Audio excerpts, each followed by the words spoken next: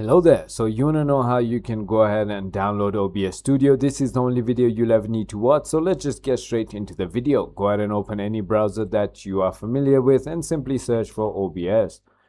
When you do that, the first website is going to be OBS Studio. Simply go ahead and open it.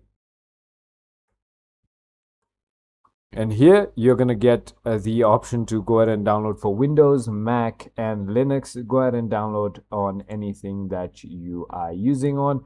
And simply once it has been downloaded, as it is being right now, as you can see, all you need to do is go ahead and open this installer and simply go ahead and install it into your PC, and it should be running as new. So let me just go ahead and run it just like that.